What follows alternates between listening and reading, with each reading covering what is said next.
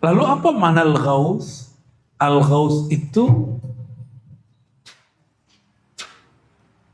sosok hamba Allah yang jika dia berdoa, doanya untuk menolong umat, maka doanya pasti mustajab. Itu secara nama. Maka Al-Ghaus ini mewarisi sifat kenabian Nabi Muhammad SAW, yang mana dia kalau berdoa pasti untuk kemaslahatan umat. Yang Nabi kemudian berkata, ummati, ummati, asir itu turun ke Al-Ghaus. Dan setiap masa, karena Nabi SAW, la nabiyya ba'di, tiada lagi Nabi setelah Nabi Muhammad SAW. Jadi nanti kalau Nabi Isa pun turun, Nabi Khidir muncul, statusnya bukan Nabi, walaupun tetap dipanggil Nabi. Siapapun wali, orang yang muncul di suatu zaman, yang kemudian mendoakan semua umat tanpa terkecuali, hatinya selapang itu yang disebut rahmatan lil alamin, maka kolbu dia disebut kolbun Muhammadi. Kolbunya kolbu mewarisi Nabi Muhammad SAW. Maka setiap masa tidak mungkin ada wali kosong. Jadi kalau ada wali Allah meninggal, pasti berganti dengan wali yang baru. Gitu ya. Jika di suatu negeri tidak boleh ada kekosongan pemimpin, maka di alam rohani, nur para aulia, arwah para arifin, itu tidak boleh ada kekosongan. Oleh karenanya, jika ada wali meninggal, penggantinya ada. Nah, penjelasan itu nanti ada di kitab Jamil Usul Aulia, ya. Tapi Jamil Usul Aulia ini masih pakai model lama. Al-Ghaus, Al-Qutub, kemudian Abdal, ya, ada Nujabah, Nuqabah. Nah, ini misalnya Abdal ini ada 40, Nujabah ini ada 12, Qutub ini ada 4 gitu. Masih model begitu. Apakah ini bisa direvisi? Itu kan bukan dari Nabi. Itu kan hasil ilham para wali, dan mungkin hari ini bisa disederhanakan. Ya kalau disederhanakan, wali ghaus, wali kutub, abdal, udah gitu aja. Lalu awamul muslimin. Dan setiap mukmin wali Allah, wali am. Setiap mukmin mana dalilnya? Allahu waliyul ladzina amanu. Maka ketika ada seorang syekh bertanya, ya bukan bertanya, membuat pernyataan, akhir zaman itu kalau nggak jadi wali Allah, ya kan dia jadi wali setan. Itu beneran itu. Ya, pilih dua aja. Dan Ibnu Taimiyah yang bergelar Syekhul Islam di kalangan Salafi pernah nulis bab tentang itu. Al-Furqan baina awliya'ir rahman wa awliya'is syaitan. Ya, pembeda antara wali Allah dan wali syaitan. Jadi pengikut syaitan wali juga. Situ wali yang mana? Berarti sekarang wajib jadi wali Allah. Pilih mana? Ini kalam ringan atau berat?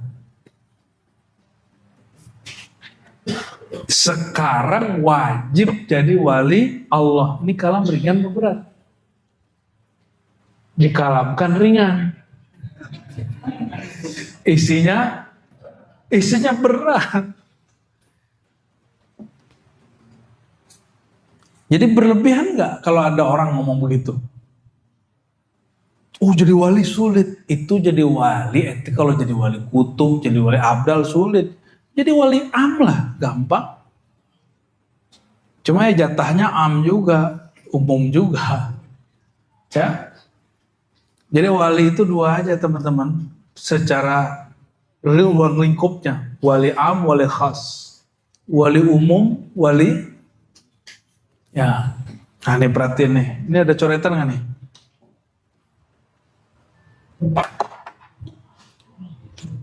Jadi walayah. Kewalian. Udah jadi bahasa kita ya. Wilayah. Mereka punya wilayah masing-masing. Ada yang am, ada yang khas. Am ini seumum ya. Ini semua orang beriman. Kullu mu'min. Kullu mu'min. Kullu setiap mu'min. Dalilnya tadi Allah waliyul ladzina amanu. Kalau yang khas, wali yang khas, inilah mereka yang disebut ghaus. Apalagi? Kutub, abdal. Nah, nanti samping-sampingnya abdal ini banyak, nujaba, nukoba, ya, autad, itu istilah-istilah samping ini. Tapi barangkali ini ringkasannya. Ini wilayah apa? Wali Allah. Wali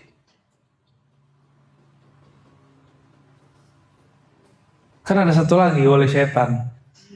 Wali setan juga ada gausnya, ada kutubnya juga, jangan sembarangan. Ada jin yang kemudian kita sebut sekarang dengan iblis. Itu wali mungkin wali gausnya kali itu ya. Wali gausnya itu ya. Jadi jin itu tidak semuanya setan. Jin ifrit tidak semuanya setan. Ini jin yang tinggal di sini di rumah-rumah kita tidak semuanya setan. Ada jin yang lahir bersama kita namanya qarin. Qarin itu jin yang membersamai qarin, teman. Sampai hari ini dia tidak Islam dan dia menjadi corongnya syaitan. Apa tugas syaitan? Yuwaswisu fi sudurin nas. Memberi was-was. Bikin gelisah. Bikin sedih, tidak berkesudahan.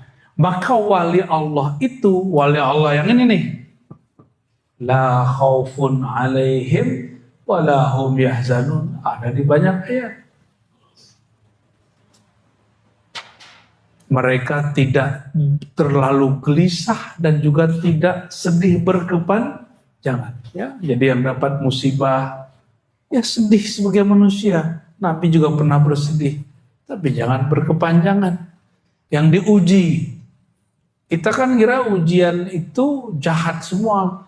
Ujian itu adalah pendidikan rohani dari Allah Subhanahu Wa Taala. Ujian itu nggak hanya antum kena, pikiran kena itu juga ujian. Suuzon sama guru gitu, gosipin guru, itu ujian juga tuh. Ya, pantangan ente apa? Pantangan ngerokok, gurunya ngerokok. Masa orang tarekat ngerokok? Urusannya apa? Emang ada salah satu pantangan mursyid tarekat ngerokok gitu kan? Karena ada ustadz ngomong, kalau kiai, kalau wali gak merokok. Ya salam, ente nama nambahin bid'ah aja ustadz ya. Coba tunjukin satu dalil saja, gak ada. Kita gak ngerokok aja, berarti ente ikut fatwa tidak ngerokok, selesai. Karena masalah kan gak boleh maksain. Yang paling lucu, ada ustadz, ya ustadz nanggung sih ya. Apa katanya? Rokok itu lebih haram. Kenapa? Dia syirik. Loh, saya tanya, kenapa syirik bro? Karena orang kalau ngerokok dengar azan, dia dahulukan ngabisin rokok dan dia nggak sholat, berarti dia syirik. Ya salam. Nggak tahu ilmu akidah, mana yang disebut syirik, mana yang disebut tauhid. Jadi buku lah itu. Yang paling parah ada ustaz khurafat, tapi sok suci nyebutin rokok itu kencing syaitan. Ente kalau mau menjelek-jelekkan rokok, pakai kedokteran, selesai. Ya, sama dokter selesai itu. Gak ada baiknya itu rokok itu. Ya, gak usah sebut kencing syaitan, itu syaitan tertuduh kalau dia buat pengadilan, itu bisa dilaporin itu. Ya. Jangan kemudian dikait-kaitkan. Akhirnya saya tanya kepada orang yang mengatakan syirik itu, menurut kamu rokok ada di Quran nggak? Bingung dia. Yaudah kamu kan nggak hafiz jadi nggak tahu deh. Saya bacain ayat itu gitu. Ya, hurrimat alaikumul maitatu waddamu walahmul khinzir wa ma uhilla li ghairillah. Yang diharamkan di Quran, apa aja tadi tuh? Bangkai, wadam darah, khinzir babi. Terus apa yang disembelih selain Allah. Di ayat lain disebutkan ayat tentang judi apa? Gimana kalimatnya? Innamal khamru wal maisiru rijsun min amal syaitan. Hanyalah khamar dan judi, mau offline ataupun online sama, rijsun. Apa arti rijsun? Menjijikkan. Dan tidak ada di Quran kalimat khamar itu syirik. Nggak ada. Lebih bahaya mana tua khamar, narkoba dengan rokok? Bahaya mana? Ini saya bukan lagi belain kiai ngerokok ya. Emang guruku semuanya ngerokok kecuali 10%. 90% semua mursyid kita, mu'alim kita ngerokok semua. Terus ente ustadz bilang kalau dia ulama itu pasti nggak ngerokok. Kita gregetan kita ya. Mau turun kita ini. Biasa aja. Nggak ada kaitannya itu dengan kecerdasannya. Salah satu tokoh yang rokoknya kenceng itu kan Said Agil Sirot tuh. Kiai besar. Dengan segala perbedaan kita dengan beliau, saya mengakui dia orang cerdas. Itu kalau ngajar di kelas mau ada AC ngudut. Ada yang meragukan beliau ulama, S1, S2, S3-nya di Ummul Qura Mekah. Ente S2, S3 di mana? Ada yang baru S1 berani menyesatkan S3. Itu level gak biar tuh? Gak masuk. Ya. Jadi kadang-kadang kita membuat kriteria sendiri tentang sosok ideal. Dan itu menyiksa diri sendiri. Hentikanlah itu ya. Yang mengerti wali Allah ya Allah sendiri. Ikuti kriterianya Allah. Allah kalau bicara wali selalu bab rohani. Nggak ada bab performan, udut, rokok, nggak ada. Makanya Imam Junaid ditanya, hal yaznil wali? Wahai Tuan Syekh, apakah wali bisa melakukan dosa besar seperti berzina? Apa jawabannya? Emang itu takdirnya terjadi. Tapi kewaliannya nggak putus. Loh kenapa? Sekali wali khos, selama-lamanya wali khos. Kalau ente emang wali setan, setan aja jadinya. Mau dipakai sorban berlapis-lapis, tetap aja dalamnya syaitan. Kecuali disentuh sama wali kutub. Baru jadi barangnya. Ganti barangnya. Insya Allah. Ya, semoga Allah menyentuh kalbu kita dengan kema'rifatannya. Amin ya rabbal alamin. Jadi Al-Ghaus ya, Al-Ghaus itu hanya satu setiap zaman. Namun dia dapat dijumpai dalam banyak rupa. Itu masalahnya. Maka setiap kaum mengklaim mursyidnya Ghaus, wali yang dia kenal Ghaus, tidak masalah juga. Sebagaimana Uwais Al-Qarni menyaksikan nur Nabi di wajah ibunya. Jadi kalau orang tanya, secara zahir ketemu gak Uwais dengan Nabi? Secara ilmu hadis tidak. Tapi secara ilmu kewalian jumpa. Maka ketika Sayyidina Uwais melihat nur Nabi di wajah ibunya, apa kata Nabi? Ini dijelaskan Al-Hakim At-Tirmizi dalam Hilyatul Auliya. Nabi berpesan karena nurnya mancar, ya, mantul, koneksi terus. Begitu ruhnya para aulia itu nyambung terus dengan para murid-muridnya, umatnya. Kata Nabi, ya Umar, ya Ali, nanti kalau kalian ada masa, carilah waktu dan temui orang bernama Uwais. Jadi secara ilmu kewalian dia sahabat. Secara ilmu hadis dia tidak termasuk sahabat, ya. Ibnu Abbas itu sahabat Nabi. Kalau Abu Jahal sahabat Nabi nggak? Jumpa Nabi nggak? Abu Jahal jumpa Nabi nggak? Jumpa. Kalau dia jumpa Nabi ngapain dia nolak Nabi? Hah? Dia jumpa Nabi apa jumpa Muhammad bin Abdullah? Dia tidak jumpa Muhammad Nabiullah. Dia tidak jumpa Muhammad Rasulullah. Sama. Orang kampung, kenapa jarang ngaji ke kiai tempatan? Karena yang dia kenal namanya misalnya Kiai Sugimin, gitu. Sugiman.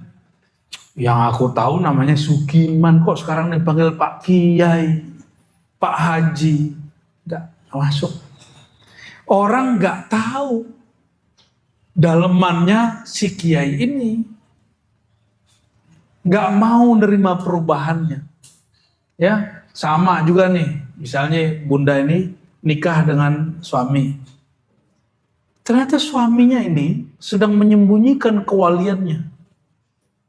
Namanya misalnya Mas Dudun. Mas misal nih Mas Dudun. Tapi ada orang tiba-tiba datang ke dia, manggil dia.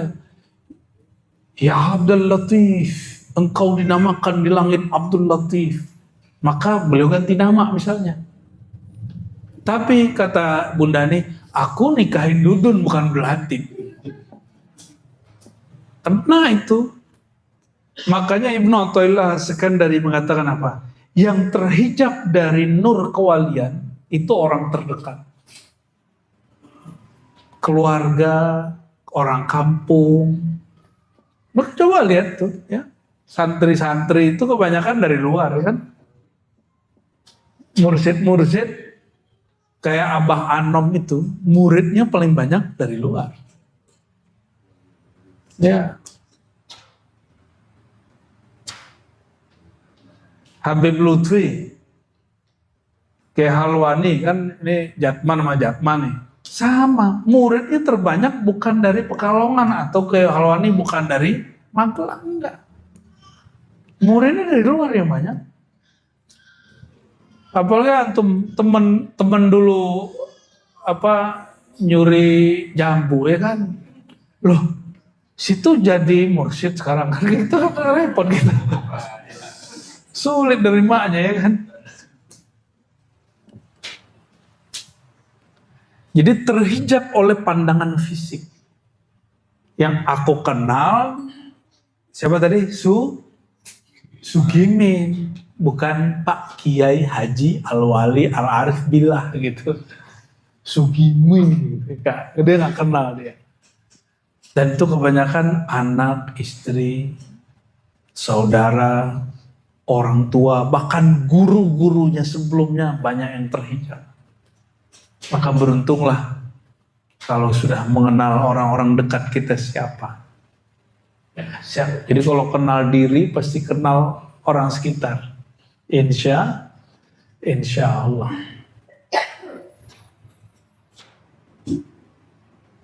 Ada kutub ya. Apa arti kutub? Ini kajian tasawuf yang living, yang hidup di negeri kita. Kutub itu artinya poros, paku. Kita sering dengar Paku Buwono. Apa? Hemengkubuwono itu artinya sama loh, kutub. Tapi kutbul alam, raja alam. Itu pengaruh sufi yang masuk di kesultanan-kesultanan. Jadi hampir semua kesultanan negeri kita, mereka mempelajari tasawuf. Kalau di Solo itu mengikuti Ronggowar, itu dia thariqahnya Syatariyah. Dia belajar kepada Syekh Hasan Basri atau Basari, itu thariqah Syatariyah. Ya. Akidahnya Ahlussunnah Asy'ariyah, mazhabnya Syafi'i. Alhamdulillah kita pernah ziarah, cuma orang situ kayaknya agak horor-horor dikit ziarah di situ tuh. Padahal beliau ini wali Allah, ya. Dan dia nulis buku dalam bahasa Jawa halus sekali, judulnya Serat Hidayat Jati, yang menelitinya ada orang Indonesia juga, ada orang dari Australia. Dari mereka-mereka itulah raja-raja itu disebut Paku Buwono, Paku Alam. Kalau kami di Sumatera, kita sebut Raja Alam, Raja Adat, Raja Ibadat gitu ya. Sebut Paku Banten gitu ya. Kita nyebut istilah Paku itu dari bahasa ini dia, kutub. Jadi sebenarnya alam bawah sadar kita sudah sangat sufi sekali. Cuma keilmuannya belum muncul, hanya menjadi tradisi. Hanya menjadi, pada senang ziarah semua kan ini. Itu tradisi siapa coba? Kalau bukan sufi. Tabaruk, tawasul, yasinan, itu sebenarnya bukan wilayah fikih. Ahli fikih boleh mengomentari. Tapi itu sebenarnya keberhasilan para ulama sufi. Yasinan itu kan khotamannya orang Qadiriyah, orang Syaziliyah. Ya, saya dapat ijazah khusus itu cara baca Yasin itu. Yasin Fadilah, segala macam. Kalau di Qadiri ada misalnya manaqib. Ya. Cuma saya tidak terlalu senang baca manaqib. Saya lebih senang baca Sirah Nabawi. Boleh nggak? Boleh kan? Beda kan? Karena saya dibesarkan lebih banyak ngaji hadisnya daripada ngaji cerita keramat-keramat gitu. Walaupun kita sangat suka dengan itu, ya. Ada juga kita sanad kitab-kitab manaqib itu. Ya sekali kita hidupkan di sini Bu ya. Manaqibnya Syekh Abdul Qadir Jilani itu. Atau Bu ya tulis sendiri ya.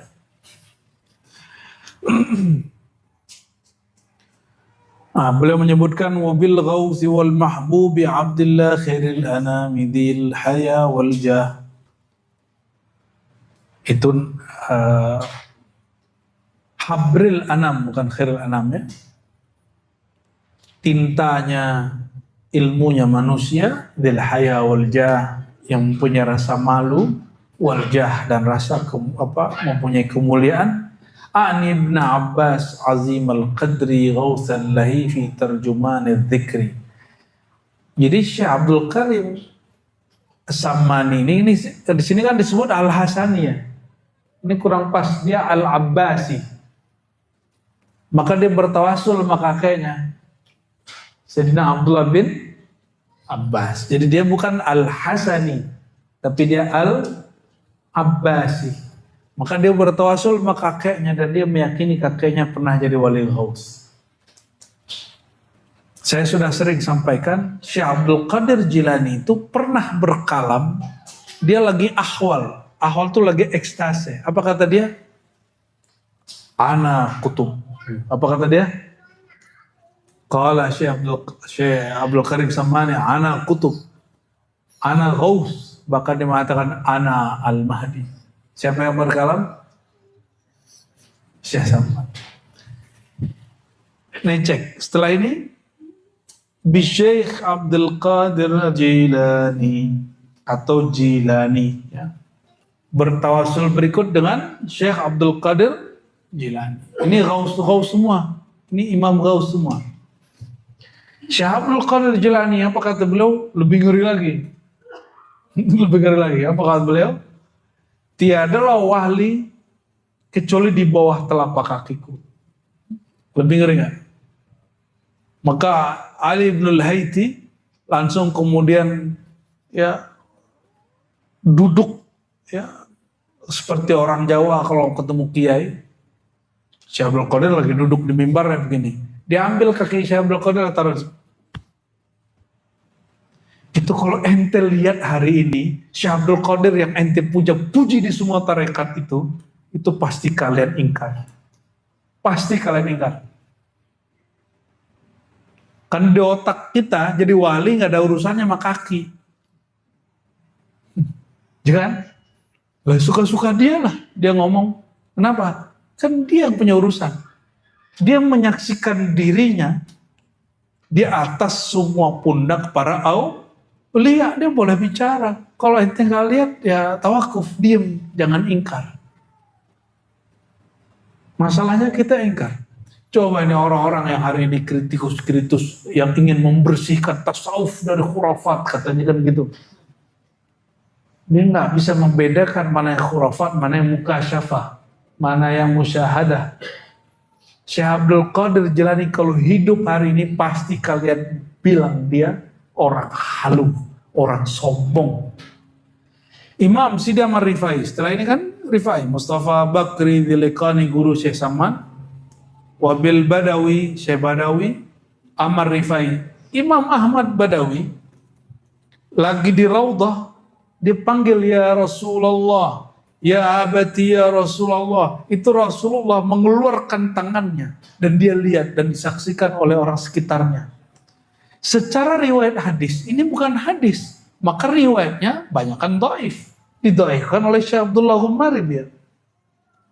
Tapi Syekh Amin Al-Harari yang sangat kencang sekali menghantam beberapa gerakan-gerakan yang menurut beliau tidak pas. Ya, kelompok Ahbas orang menyebut dalam kritik ini perlu dipertimbangkan ini. Itu percaya benar itu. Maka Imam Ahmad Rifai itu ini sezaman dengan Syekh Abdul Qadir ya. Itu disebut sahibul yad asy-syarif. Orang yang menyaksikan tangan mulia Nabi Muhammad SAW. Kalau Syekh Abdul Qadir apa kira-kira?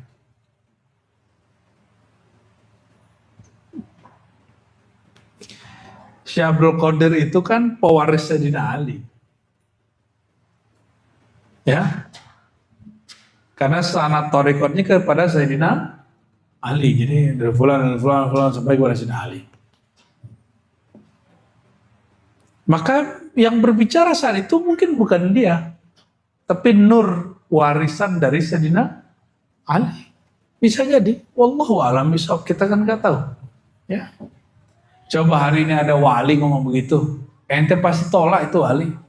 Ah halu, kita bikin jamiah baru untuk memberantas sufi-sufi, kazab gitu. Termuncul di Kiai Fulan bilang, ente kazab, dajjal, tobat ente, kan gitu ntar kan. Kita ini mewalikan orang udah mati tuh seneng. Padahal kalau di zaman ente hidup, ente pasti nolak dia. Oleh karena itu belajarlah ilmunya mereka. Sehingga kalau jumpa mereka dan orangnya masih hidup, kita tasdik. Itu sebabnya ribat ya. Di mana aja majelis ribat, kita ngaji kitab. Harapannya semoga Ini wasilah kita mengenal mereka lewat ilmu, bukan lewat ikut-ikutan. Ya, bukan kata orang wali, enggak, belum tentu kata orang, mesti kata ilmu. Tapi bukan ilmu yang berseberangan dengannya, harus ilmu yang sesuai dengan kewalian itu sendiri. Mengecek kewalian pakai kitab Ibnu Taimiyah ya nggak nyambung. Apalagi pakai kitab Wahabi, ya salam ya. Ngecek kewalian pakai kitab fikih. Ya ada teman nih buka kitab hikam, bingung dia artinya. Lah hikam kan gak dihafalin bro. Ya akhi, hadza kitab la kitab mahfuz. Laisa bi mahfuz. Hadza kitabut tauh. Ini kitab hikam, kitab termasuk kitab tawasulat ini, kitab luma. Ini bukan kitab ente bisa nerjemah Arab langsung enggak. Begitu. Dia kitab zauq, pernah merasakannya, bisa menjelaskannya. Akhirnya dia pusing, sudahlah ngaji syariat aja ente. Justru inilah pesan Imam Ghazali. Syariat itu mencakup tarekat, hakikat, makrifat. Meskipun sekarang orang sebut bertangga. Syariat dulu, tarekat. Enggak, itu agar mudah. Tapi kalau dalam pemahaman saya dari dulu, syariat itu mencakup semuanya sampai ke makrifat. Kalau enggak benar syariatnya. Berarti Nabi ngajarinnya nggak lengkap dong. Nabi ngajarin syariat doang. Nabi nggak ngajarin makrifat. Tinggian guru ente dong dari Nabi. Sembarangan. Ya, jangan sembarangan kita. Semua kemarifatan di qalbu Nabi. Nabi hanya bagi kepada ahlul qulub. Ya. Inna fi dzalika ladzikra liman kana lahu qalbun aw alqasama wa huwa syahid. Jadi itu dibagi itu. Ilmu ini hanya bermanfaat untuk 3 orang itu. Orang punya qalbu, orang mau dengerin, orang yang mau menyaksikan. Itu perbedaannya itu, ya. Yang paling tinggi punya qalbu. Jadi ilmu itu jatuhnya ke qalbu dulu.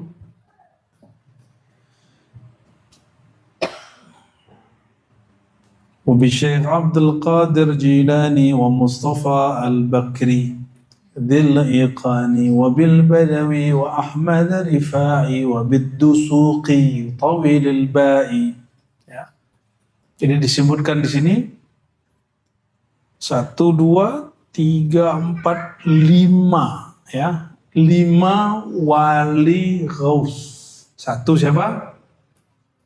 Dan mereka sebenarnya semuanya boleh disebut dengan gelar-gelar kutub, ya, ghaus, ya. Tapi di sini Syazili nggak muncul, ya. Nanti paling di belakang ya. Syekh Abdul Qadir Al-Jilani. Syekh Abdul Qadir Jilani, dia berguru kepada para masyayikh. Ada sanad yang masyhur yang sekarang diqadiri. Ada sanad zikir khafinya. Zikir khafinya itu kepada Yusuf Al-Hamadani yang kemudian menjadi Naqsyabandi di belakang ya.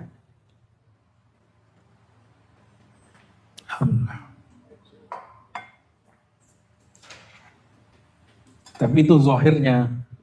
Secara batinnya beliau langsung kepada rohaniah baginda Nabi Muhammad sallallahu alaihi wasallam. Jadi setiap ni'akul lakum ya, setiap wali Allah itu dia punya guru yang zahir, punya guru yang batin. Itu wali Allah. Siapa yang mengalamkan itu?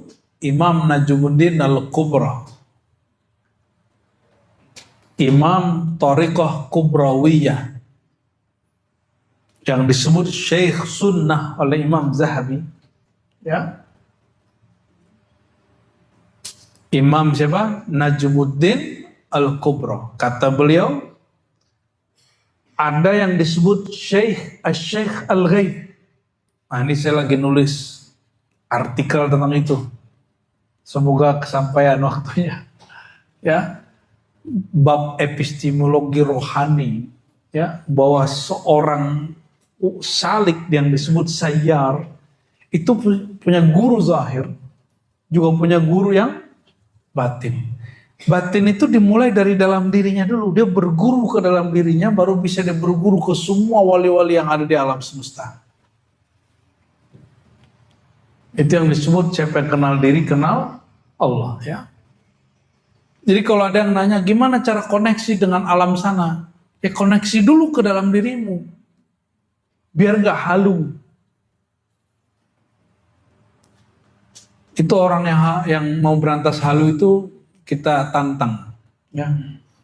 Kalau kamu ingin memberantas halu, kemudian menolak pengalaman abah guru sekumpul, ya, Syekh Fulan, Ke Fulan, menolak mimpi jumpa Nabi, ya, coba buktikan tasawuf yang sunni yang tepat itu yang tidak ada pengalaman begitu. Kita tantang mereka. Ya, mau debat termuka ya nggak perlu. Tasawuf itu bukan untuk diperdebatkan. Cuma kalau diajak juga mau juga kita. Cuma bukan untuk mempermalukan. Ya, ada orang juga ngajak kita debat, diganti judulnya dari diskusi ilmiah menjadi bahsul masail. Saya nggak mau datang. Ya, beda loh diskusi ilmiah dengan bahsul masail. Kondisi rohani kita sudah beda. Ternyata itu majelis pembulian. Majelis pembulian, alhamdulillah sih kita nggak datang. Karena takut dia yang balik kita bully kan. Saya ini kalau debat paling nyebelin. Coba tanya semua teman-teman saya yang pernah kuliah sama saya dulu. Orang setiap kali mau nyerang kita, keserang balik. Saking nyebelinnya mulut ini. Sampai hari ini, saya minta ampun kepada Allah SWT. Ya. Maka ke istri pun saya mengurangi debat sebenarnya. Ya. Teman-teman, ke kawan-kawan, kalau udah debat, nyebelin, bikin nyelekit gitu di hati itu.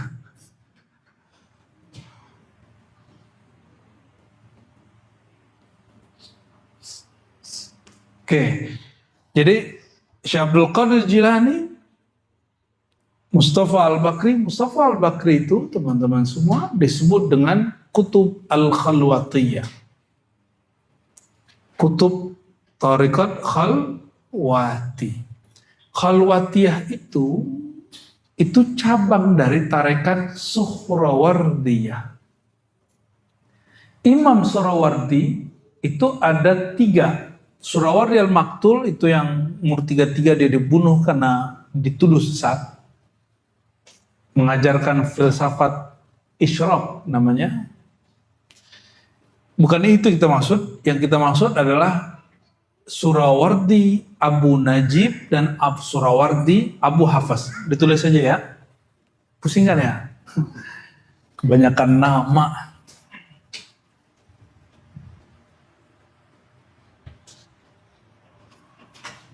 Jadi Thariqat tadi ada Qadiriyah ya.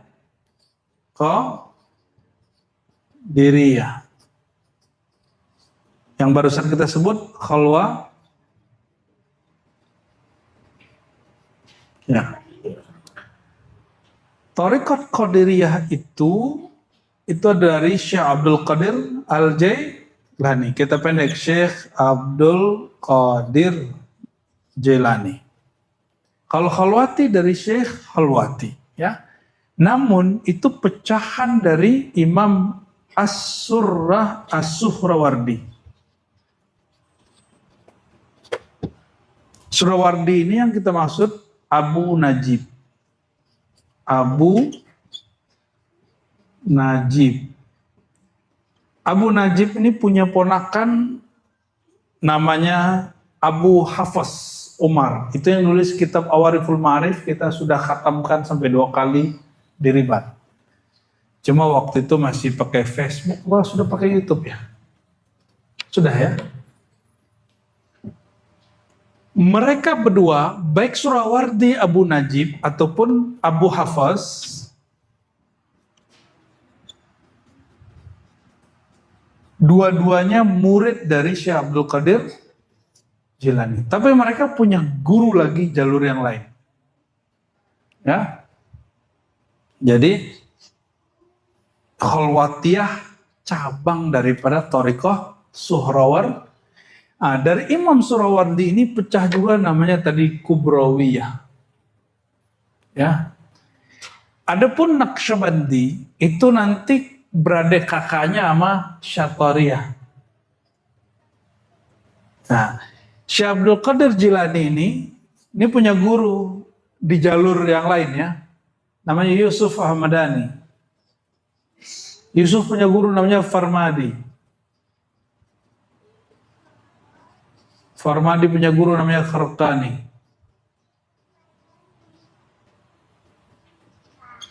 Al-Kharqani inilah punya jalur satu ke Farmadi jadi tarekat Naqsyabandi, jadi tarekat Qadiri, satu lagi jalur syekh yang lain menjadi tarekat Syatariyah. Jadi kalau orang Syatariyah sama Naqsyabandi mengejek itu mbahnya marah itu. Itu tanda ente nggak usul gitu aja. Tanda dia bukan wali. Ya. Kenapa? Sibabul muslim fusuk, mencaci sesama muslim itu fasid. Oke? Hari ini kayaknya jadi tren ya. Orang itu menganggap pencaci itu kritik dan nasihat. Apa beda nasihat, kritik dengan mencaci?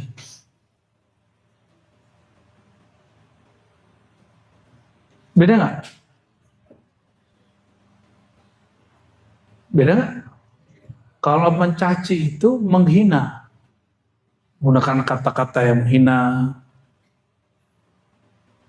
Kalau mengkritik, ente tidak sepakat dengan pandangan dia. Ada orang mengkritik dengan cara mencaci maki, dia kira dia masih mengkritik padahal dia sudah mencaci maki. Kalau nasihat dari kolbu ke kolbu, ketulusan. Kalau nasihat tidak mungkin lewat podcast. Nggak mungkin terbuka. Kalau nasihat. Nasihat itu pasti ya empat mata. Saya nasihatkan Anda melalui podcast ini. Itu namanya mempermalukan dia itu namanya. Kata Imam Syafi'i apa? Jangan salahkan aku jika engkau sindir aku nasihat itu depan orang. Lalu aku sulit terima. Berat hati kan kita terima kalau dikritik orang. Oh, Anda anti kritik. Bukan begitu. Saya tidak anti kritik. Anda tukang paksa kritik. Dia maksain kritik dia buat kita. Dia lupa ya. Kita balik-balik aja, nyebelin kan aneh. Nyebelin kita bagian begitu tuh. Wabil Badawi, Imam Badawi. Nah, sebelum ke Badawi, Mustafa Al-Bakri itu punya murid banyak. Dan yang menjadi pemimpin Thariqah di Madinah, Syekh Muhammad bin Abdul Karim As-Sammani. Ini kitab yang kita baca ini.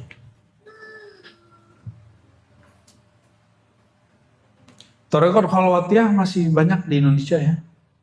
Cuma pengamalnya tidak berkumpul di komunitas yang besar. Saya masih jumpa ya. Alhamdulillah. Di Aceh kita jumpa dulu waktu masih kerja saya dulu. Di Banjar masih ada. Palembang masih ada, di Jakarta juga ada, tapi nggak sebesar Thariqah Naqsyabandi atau Qadiri. Namun Khalwatiyah itu sudah direvisi oleh Imam Syekh Muhammad Al-Karim Samman. Maka bernamalah tarekat Samman itu Sammaniyah Khalwatiyah, karena dia punya jalur ke Qadiri, ke Mustafa Mahmud Al-Qurdi disebut Al-Qadiri.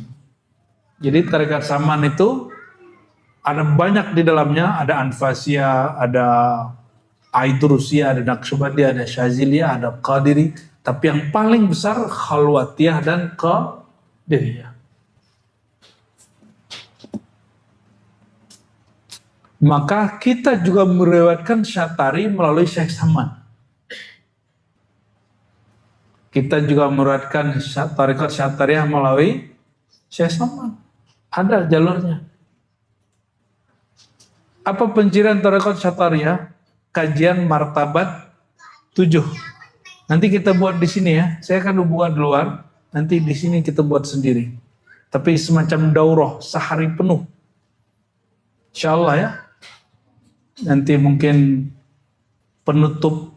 Nanti Muharram kita bikin suluklah 3 hari di sini. Ya. 7, 9, 10 gitu.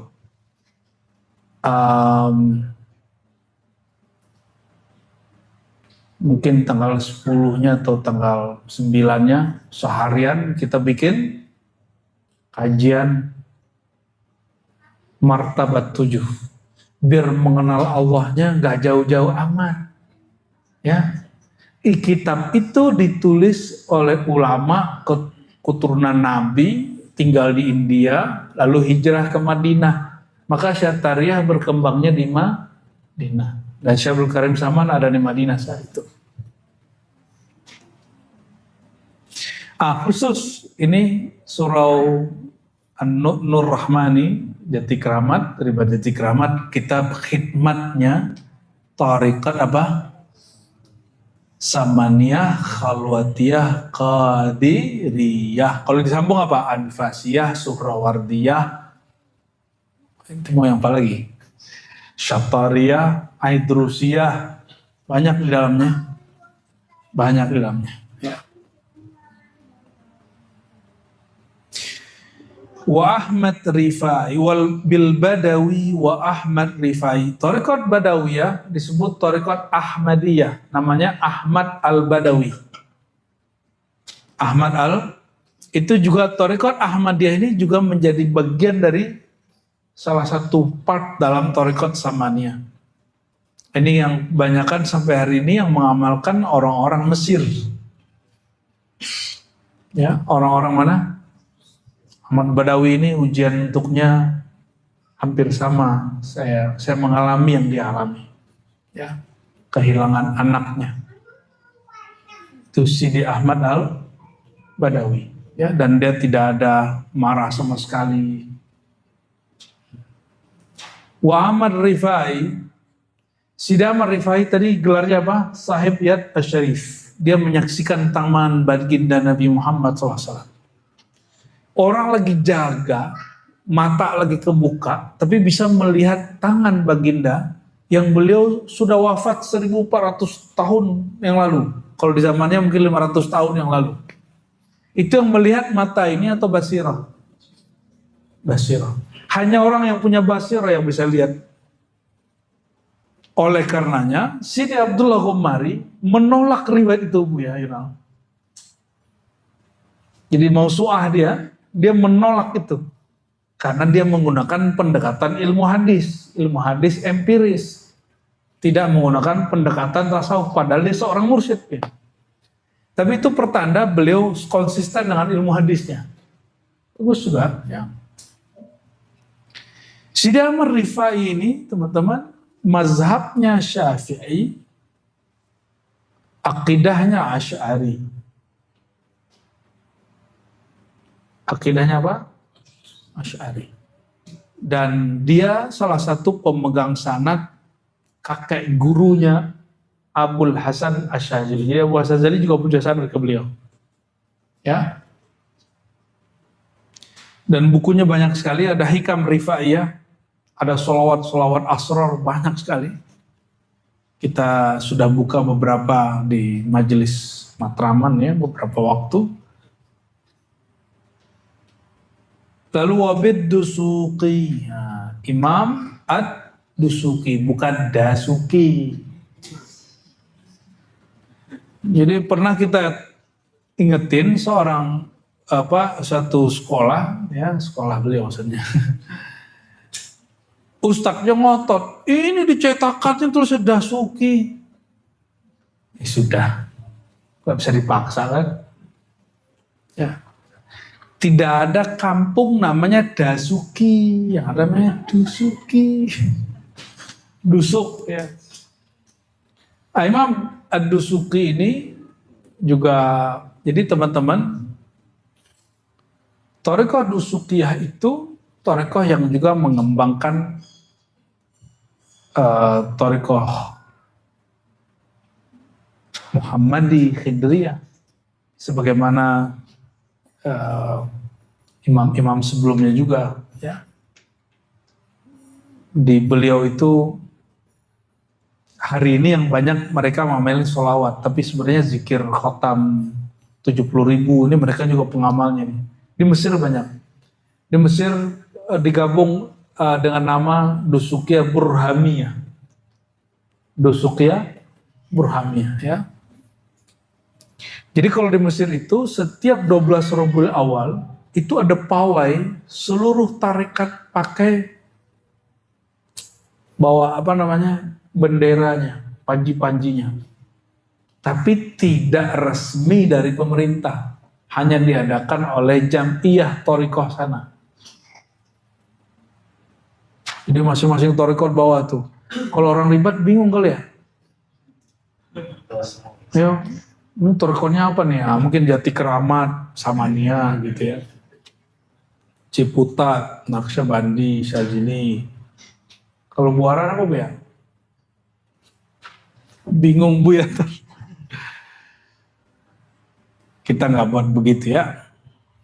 Bisyafi'i wa Ahmad bin Hanbal wa Malik wal Hanafil Mubajjal, ya.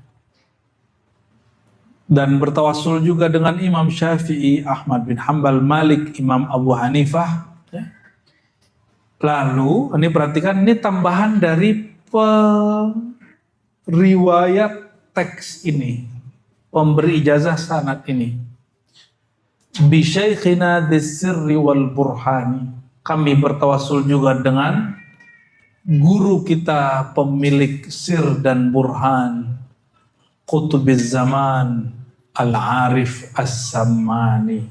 Masa pengarangnya nulis namanya sendiri kan nggak mungkin kan? Nah, ini tambahan dari murid beliau, ya.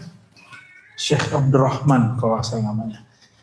Oke, sampai di situ dulu. Jadi tawassul tadi dengan nama Allah, dengan nama Nur Rasulullah, dengan titik, dengan Rasulullah itu sendiri, dengan sahabat Nabi, dengan keluarga Nabi, para wali-wali gaus, wali kutub, ya. Jadi semuanya boleh. Ternyata macam-macam tawasul. Kalau dulu saya tahunya tawasul cuma 3 jenis. Ternyata tawasul banyak jenis, ya. Sangat banyak jenis. Oleh karenanya nggak ada alasan nggak yakin berdoa. Jadi tawasul itu penguat keyakinan, bukan minta sesuatu kepada yang ditawasuli. Dia hanya sugesti memperkuat, ya. Barangkali itu, fadhal, Nabi sallallahu